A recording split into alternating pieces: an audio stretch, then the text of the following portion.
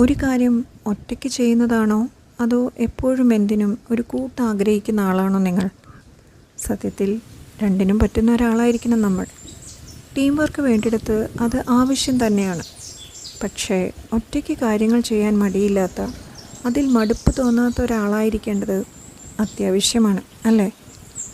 ഇന്ന് മനോഹരമായൊരു കാര്യം കാണാനിടയായി. ഇടയ്ക്കൊക്കെ ഒറ്റയ്ക്ക് നടക്കേണ്ടതിൻ്റെ ആവശ്യം അല്ല, അത്യാവശ്യം എന്താണെന്ന് മനസ്സിലാക്കി തന്നതിന് നന്ദി. പലപ്പോഴും നമ്മളെക്കാൾ പ്രായം കുറഞ്ഞവരിൽ നിന്ന് എന്തെങ്കിലും പഠിക്കാനിട വരുമ്പോഴാണല്ലോ മനസ്സിലാക്കി വെച്ചതെല്ലാം കാലത്തിനനുസരിച്ച് പൊളിച്ചെഴുതേണ്ടതിൻ്റെ ഒരു ഇത് ഓർമ്മപ്പെടുത്താറുള്ളത്. ഒന്നിനെയും വില കുറച്ച് കാണരുത് എന്നല്ലേ? വായിച്ചത് ഓർത്തെടുത്താൽ അതിങ്ങനെയാണ്. ഒന്ന് മറ്റൊന്നിനേക്കാൾ മോശമാണെന്ന് പറയാനാവില്ല. ഓരോന്നും യഥാകാലം നന്മയായി തെളിയും.